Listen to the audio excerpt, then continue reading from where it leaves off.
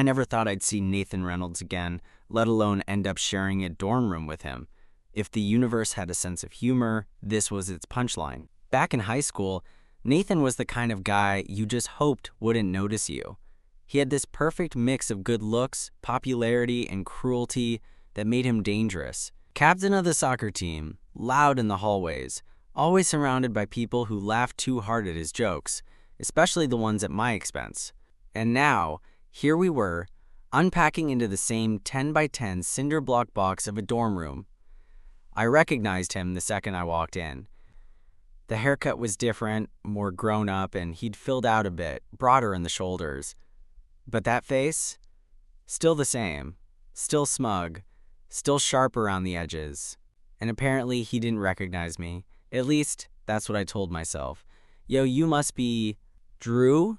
he said, extending a hand while juggling a box of protein powder in the other. I nodded slowly. "Yeah, hey." He smiled like we were meeting for the first time. "Nathan." As if I didn't already know. I shook his hand. It was firm, warm, a little too casual for my comfort. I couldn't tell if he was faking the whole not remembering me act, or if I really had been that forgettable. Maybe I was. Back in high school, I was the quiet kid who kept his head down. I was out by junior year, which made me a target. And Nathan? Nathan was the guy who once slapped a pride sticker off my locker and laughed with his friends about it for days. People change, right? I didn't want to believe that. Not really. Not when the memory of his voice still made my stomach knot. "Take the bed by the window," he offered, tossing his duffel on the opposite mattress. "I'll take the one closer to the door." I was too stunned to argue. The first week was awkward, but civil. He was surprisingly normal. Clean, respectful, into lifting and EDM. Always out late and back before midnight. He talked a lot about soccer and his business classes. Occasionally, he'd ask how my day was going, but nothing deep. Not like we were trying to be friends or anything. But what caught me off guard was how nice he was. Not fake nice. Just decent. Like he'd been trained out of whatever asshole instincts he used to rely on. He held doors open. He remembered when I had a test. He even offered to split his snack stash. And every time he did something thoughtful, I'd feel this stupid twist in my chest. One night, maybe 2 weeks in, we were both in the room, lights low, our desks glowing under those cheap little clip lamps. He was scrolling on his laptop while I was editing a paper. My brain was fried, and I was debating whether it was worth staying up another hour when I heard him speak. "Did we go to the same high school?" My fingers froze on the keyboard. I looked up. "Seriously?" He swiveled his chair toward me, frowning. "Yeah. I thought your name sounded familiar. You went to Lincoln, right?" I nodded slowly. His eyes narrowed a little, like something was clicking. "Wait, Drew Patel?" I just stared at him, and for a second, I saw it. The recognition, the guilt, the shift. "Shit," he muttered, rubbing his hand over his face. "Dude, I think I was kind of a dick to you." I let out a short laugh. "Kind of?" Nathan winced. "Okay, I was a dick. I didn't say anything. I'm sorry. I don't know what else to say. I was a messed up kid trying to impress even more messed up friends. Yeah, well, congratulations. You made an impression." He looked down at his hands, fidgeting with a ring on his index finger. "I get that. If you want to switch roommates, I won't stop you." I blinked. That wasn't what I expected. "I thought about it," I admitted. "When I saw your name on the assignment, I almost requested a change." "But you didn't." "I guess I wanted to see if you'd changed." He nodded. "Have I?" That was the weird part. I couldn't tell. He seemed different. Softer. Or maybe I was just letting myself forget what he used to be.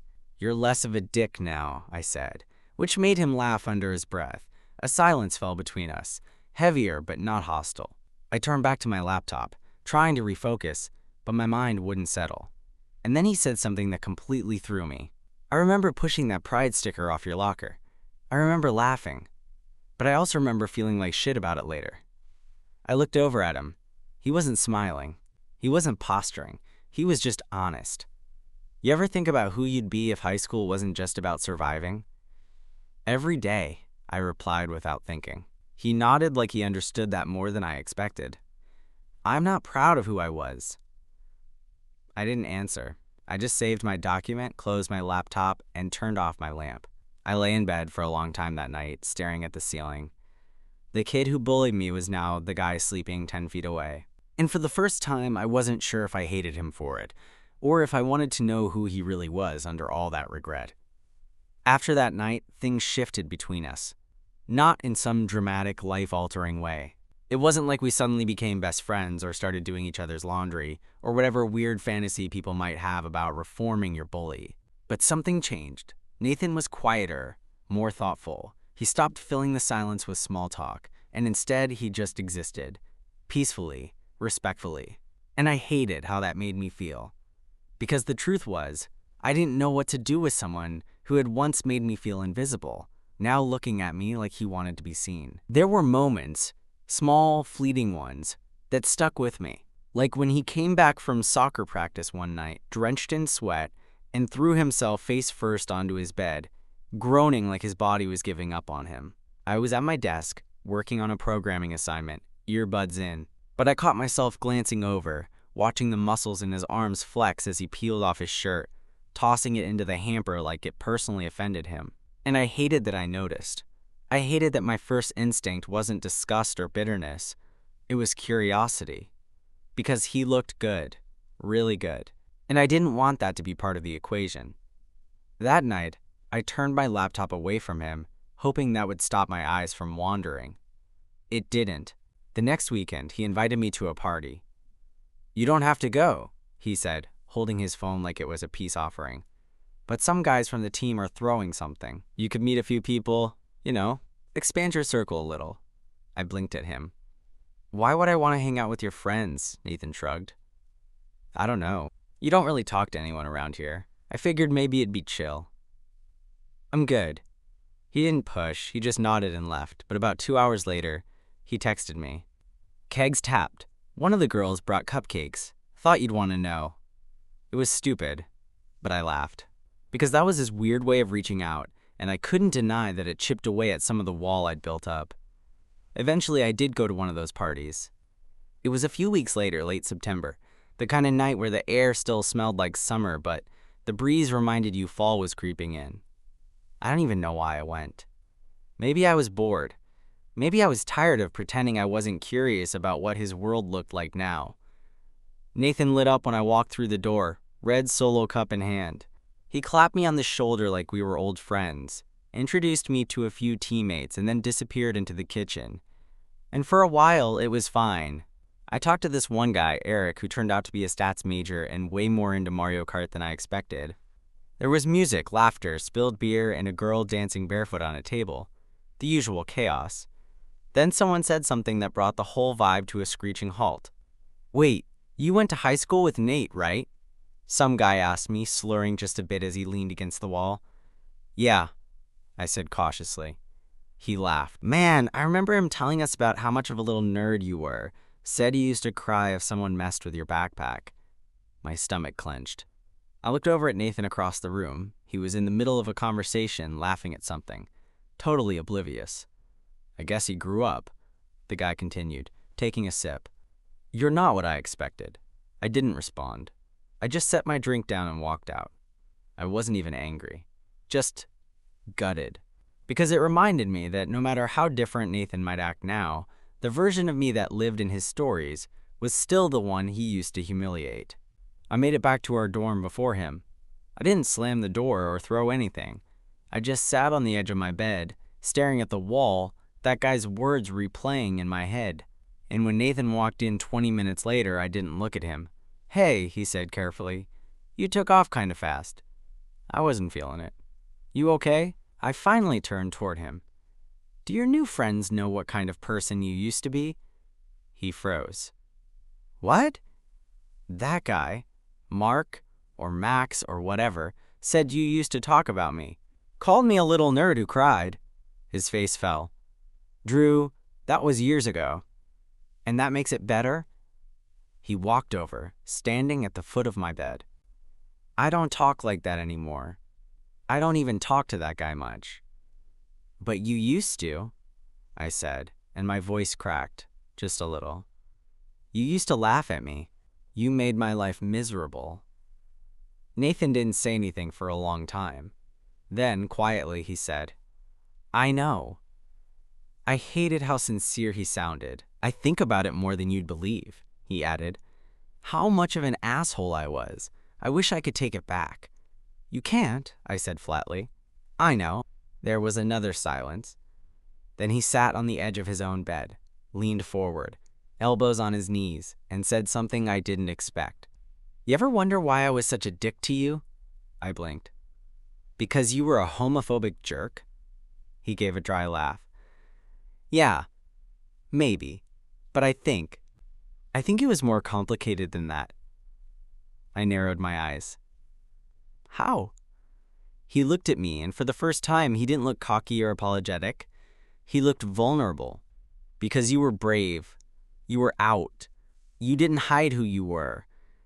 And I didn't know what the hell I was feeling." The air went still. "You bullied me because you liked me?" He winced. "Not liked exactly.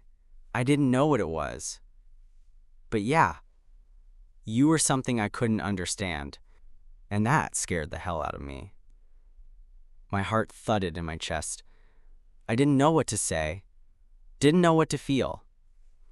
Nathan stood up, pacing slowly. I've never said that out loud before.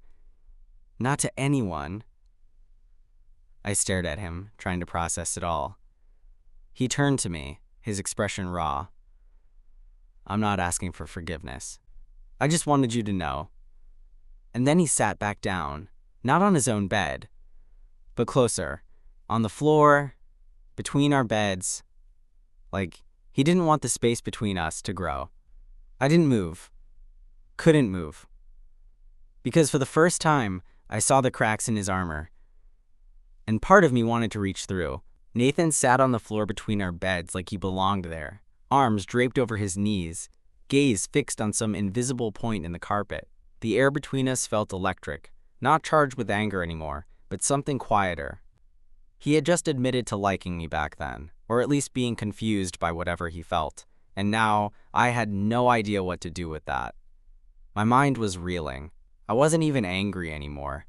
I should have been. I should have told him off, told him that his past made him unworthy of saying any of this now. But all I could think about was the way he'd looked when he said, "You were brave," like it actually meant something to him. "I don't know what to say," I finally murmured. "You don't have to say anything," Nathan said quickly, still looking at the floor. I didn't want you to keep thinking I didn't remember, or that I never felt guilty." I watched him for a long moment, trying to pick apart the expression on his face, somewhere between shame and fear. It was such a sharp contrast to the guy that first knew from high school. He was always so loud, so confident, so sure of himself. Now he looked like he was waiting for me to tell him to leave. Instead, I asked, "Have you ever told anyone else?" He shook his head. "No one, not even my ex." "You had a girlfriend?" He nodded slowly. "For about a year. Ended just before college started. It wasn't bad, just not real." I raised an eyebrow. "Not real how?" He gave a half smile that didn't reach his eyes. Like I was playing a part one couldn't keep up anymore. We sat there in silence, the hum of our mini fridge filling the room in the background. It wasn't awkward, surprisingly. It just was. "I'm still figuring myself out," he said eventually, glancing up at me. "I'm not out. I'm not even sure if I should be saying this stuff to you." "Why me then?" He exhaled. "Because you're the only one who ever made me feel anything real, even when it scared the hell out of me." That hit me harder than I expected. He stood up slowly, brushing off his jeans. "Look, I know I've got no right to ask for anything, but I hope we can at least be cool. I don't want this dorm to be a war zone." I nodded, still reeling. "We're cool." He gave me a grateful smile and turned toward his bed. I lay awake that night longer than I wanted to admit, listening to his breathing, thinking about how strange it all was. That the guy who used to laugh at me for wearing rainbow pins was now the one confessing his confusion, his regrets, his fears, and maybe something else. I wasn't sure what to do with that. The next few days, something unspoken settled between us. We didn't talk about that night again, but our rhythm changed. Nathan stopped going out as much. He lingered in the room more, even if we weren't talking, just coexisting. And then one night, I woke up to the sound of rain tapping against the window. It was late, well past midnight, and I was groggy, still half in a dream, when I realized I wasn't alone in bed. Nathan was lying beside me, not touching, just close, quiet. I could feel the heat of his body, the soft sound of his breathing, the faint scent of his shampoo, earthy and clean. I turned my head slightly. "Nathan?" He flinched. "Sorry," he whispered. "I couldn't sleep." I blinked. "That's why you're here?" He didn't answer right away. "I just felt like being close to someone. I know it's weird. You can kick me out if you want." I didn't move. Didn't even know how to. Instead, I whispered, "I'm not kicking you out." He stayed still for a moment longer. Then I felt him shift slightly, closer, just enough that our arms brushed. We lay there like that, in silence, the rain still falling gently outside. It wasn't sexual. It wasn't romantic. Not yet. It was something else. Tender, quiet, almost innocent. Like we were both letting our guards down, bit by bit. I don't know how long we stayed like that. Eventually, I fell asleep. When I woke up, he was gone, already dressed, headphones in, pretending nothing had happened. But later that day, when he got back from class, he handed me a coffee. My exact order, no explanation, just a quiet, simple gesture. And I couldn't stop smiling after that. After that night, after Nathan slid into my bed like it was the most natural thing in the world, then left before sunrise like it wasn't, we didn't talk about it. Not in words, at least. But something shifted again. There was a new closeness between us, one neither of us tried to define. Like we both knew something was happening, but neither wanted to be the first to put a name to it. He brought me coffee 3 days in a row after that. Always right. Always quiet. Just a casual peer as he passed it over, and then he'd flop onto his bed like it wasn't some silent apology, or maybe not even an apology. Maybe it was just him figuring out how to be kind in a way he never learned to be before. He stopped going out on weekends too.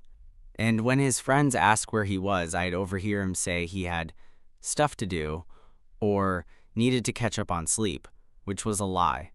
Because more often than not, we'd just sit in the dorm together, not saying much. Sometimes I'd work. He'd scroll on his phone or half-watch something on Netflix. Sometimes we'd end up on the floor, both leaning against our beds, talking about nothing until 2 a.m. And sometimes he'd fall asleep on the floor beside me, head tilted back, mouth slightly open, like he'd finally let go of whatever he was always holding inside. It was becoming a rhythm. One night, a Saturday, we ended up on campus late, wandering after grabbing dinner at this Thai place downtown. We didn't plan to stay out, but the air was crisp, and neither of us wanted to go back to the dorm yet. "I used to hate this place," Nathan said as we walked past the library, his hands tucked into the pockets of his hoodie. "You mean college?" "No, I mean Lincoln. Our high school. I hated how small it was, how everything felt set in stone. Like who you were at 14 was who you were expected to stay. Some of us didn't have much choice," I muttered, not bitterly, just stating a fact. He looked over at me, then down at the sidewalk. "I know." We kept walking. After a while, we ended up on the soccer field. It was empty, dimly lit by the nearby path lights, the turf still damp from earlier rain. "I used to come out here after practice," he said, kicking at a stray cone someone had left behind. "Just to think. Or not think." I sat down on the bleachers. He followed. For a long time, we didn't say anything. Then he broke the silence. "I'm not straight." My head snapped toward him. He was staring out at the field, jaw tight, hands clasped between his knees. "I don't know what I am yet," he added quickly, "but I'm not straight." I took a slow breath. "I kind of figured," I said gently. He turned toward me, startled. "You did?" "You cuddled into my bed in the middle of the night. Most straight guys don't do that."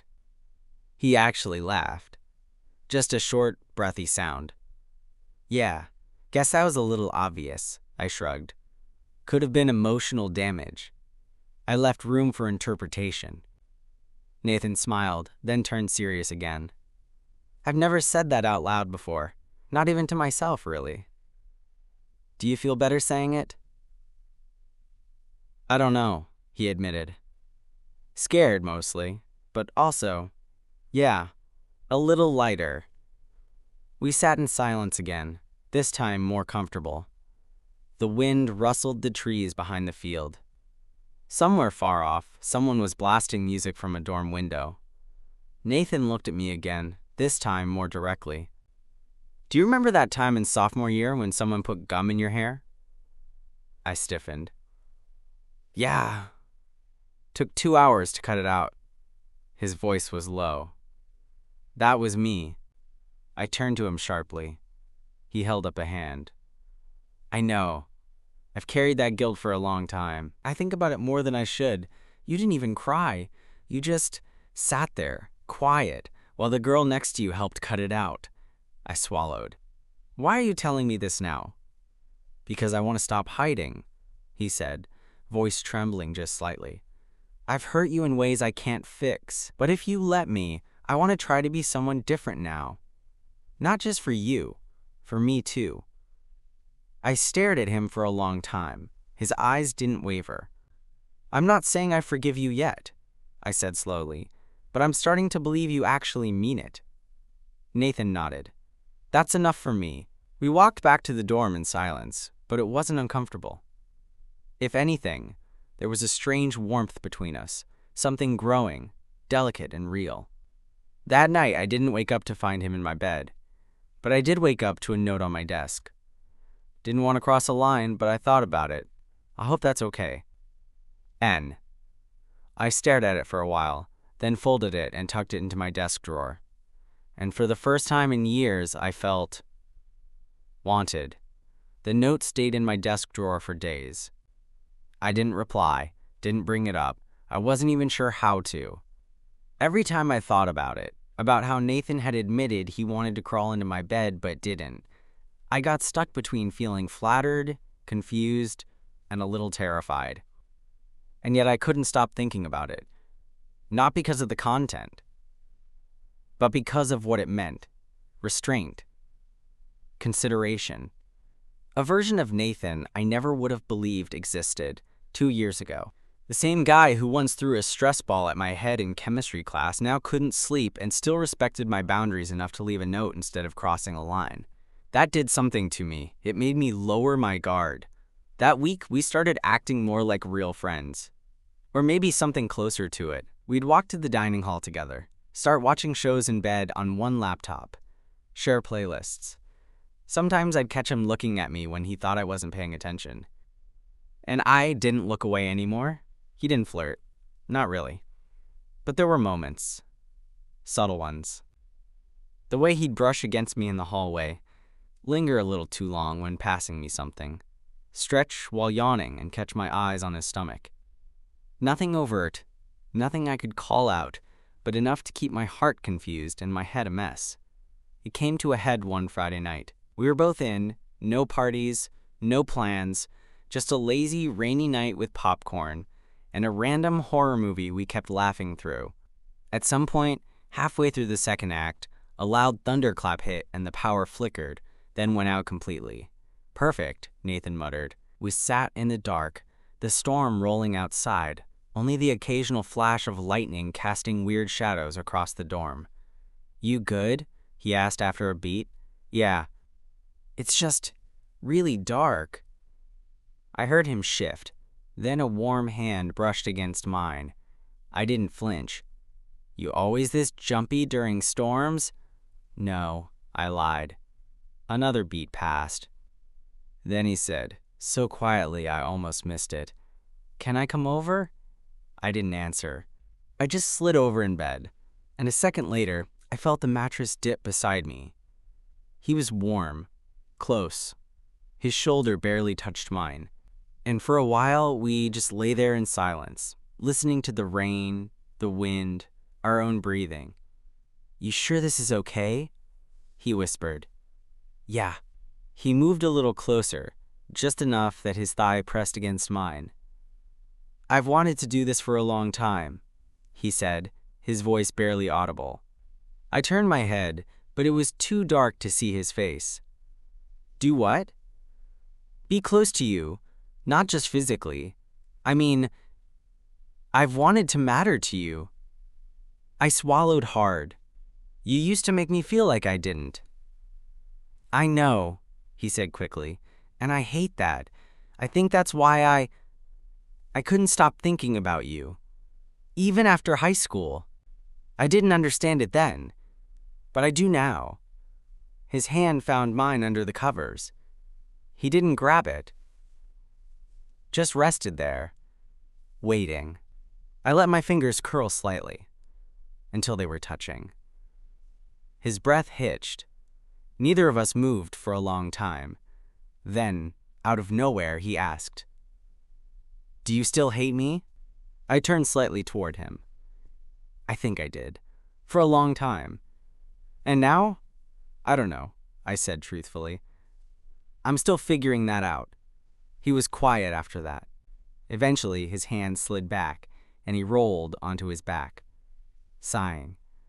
"I can live with that," he murmured. "I just didn't want to hide anymore." A few minutes later, he was asleep.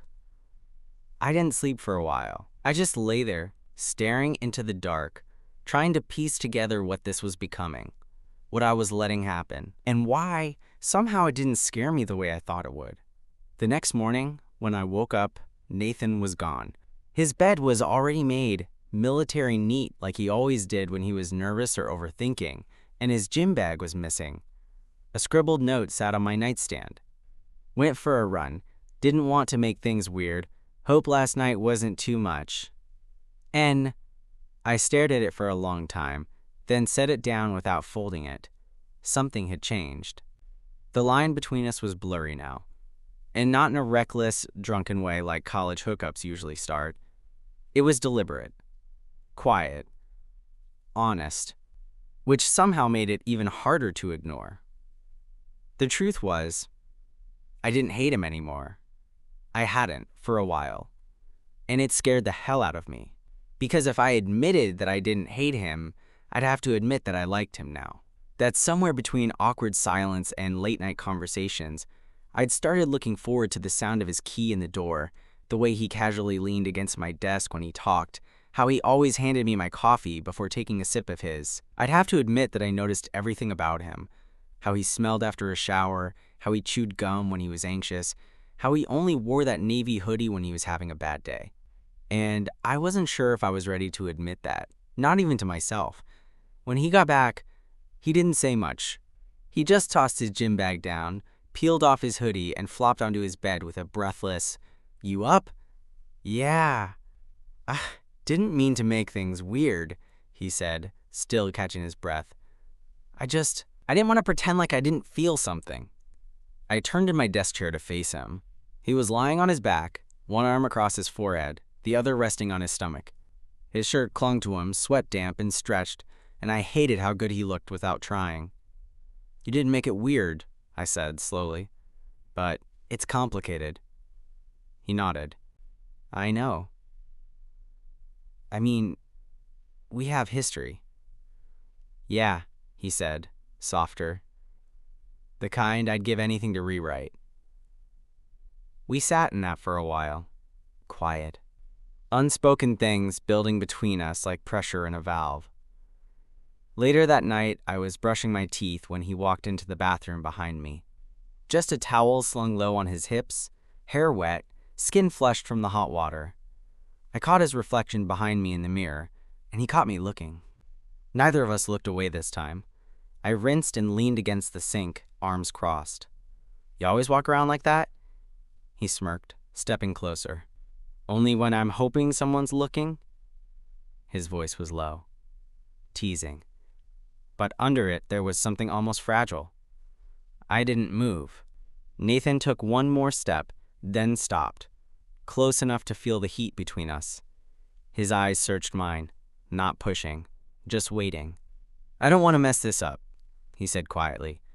Whatever this is. You already did once, I replied.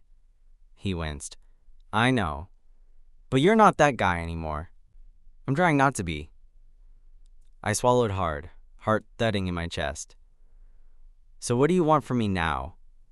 He hesitated. Then, a chance. I didn't answer. I just reached up and brushed my fingers against his jaw. His breath caught. It wasn't a kiss. Not yet. But it could have been. It almost was. Then I stepped back. I need time, I said. He nodded. Okay. He didn't try to kiss me. Didn't make it weird. He just smiled, stepped around me, and grabbed his toothbrush.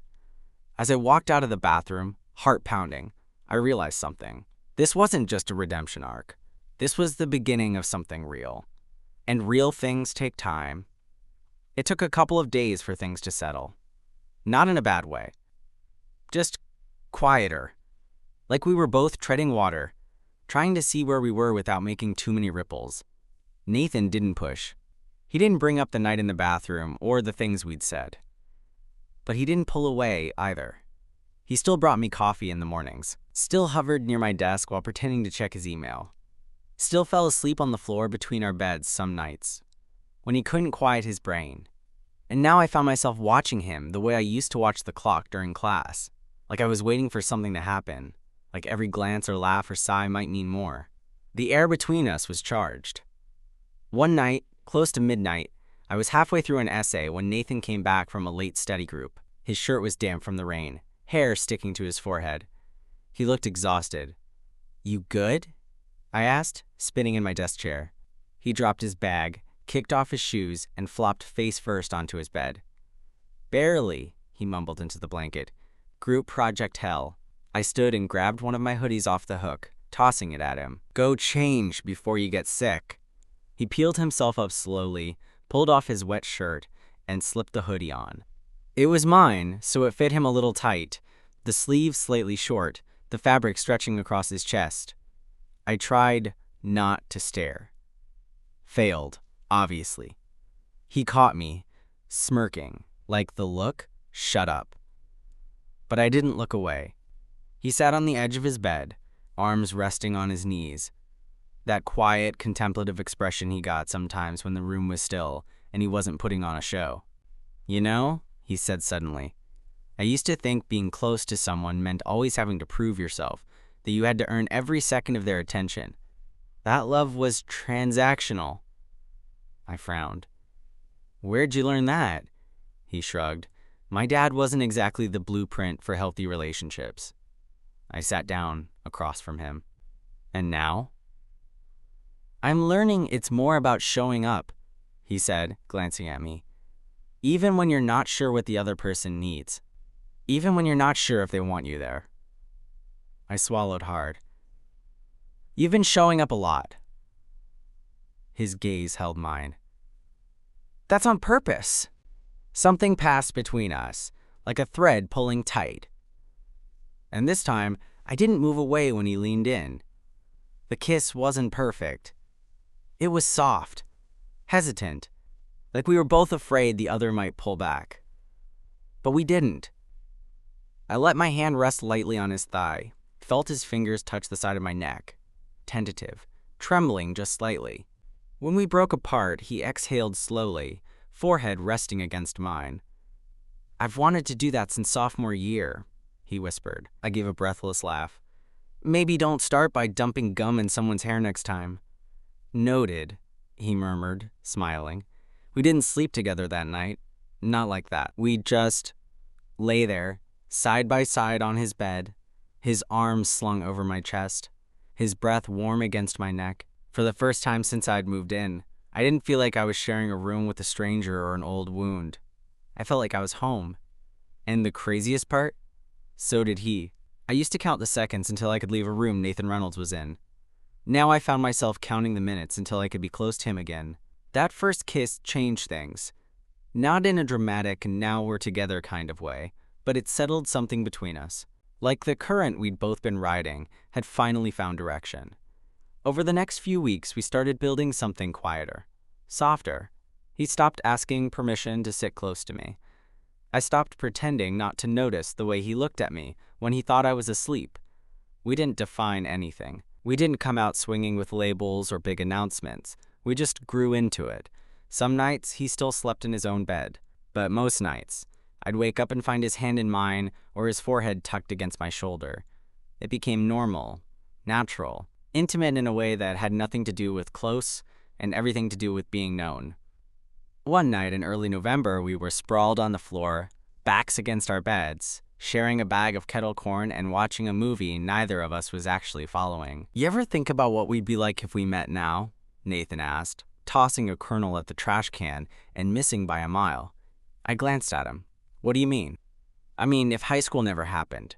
If we were just two random guys who got paired up as roommates freshman year. No history, no baggage." I thought about it. "You probably would have flirted with me too soon and scared me off," he laughed. "Yeah, that sounds right." I nudged him with my knee. "But I think I needed the history. I needed to see the whole arc, to know how far you'd come." His smile faded into something quieter. "You really think I've changed?" I looked at him. "You didn't just change. You chose to. That matters more." He nodded slowly, his eyes on the floor. "You make me want to be better, even now, especially now." I reached over and took his hand, not because I had to, just because I wanted to. Around Thanksgiving, I met his mom. She came up to visit for the weekend, and Nathan practically dragged me into dinner with them. She was nothing like I expected. Warm, sharp, emotionally present. When he introduced me, she looked me up and down and then smiled like she knew everything without asking a single question. When Nathan went to the bathroom, she leaned across the table and said, "I'm glad he has someone to be soft with." I didn't know how to respond, so I just nodded. That night, Nathan came into my bed without a word, curled into me like he always did, and whispered, "She likes you." "I like her too," I whispered back.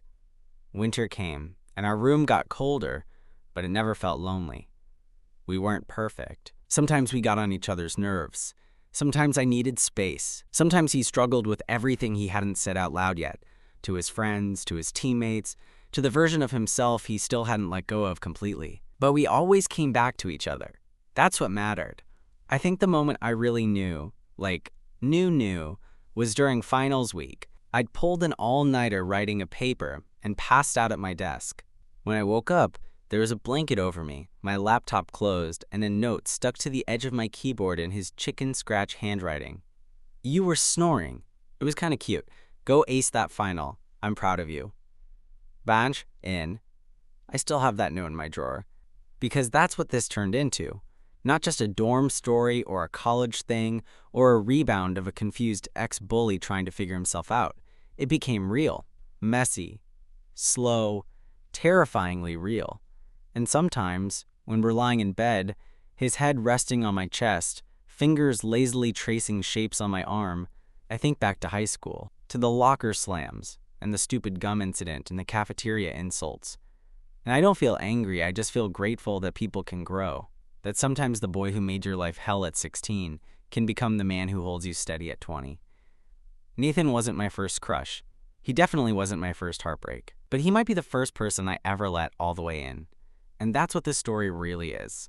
Not a revenge arc, not a second chance, but a beginning.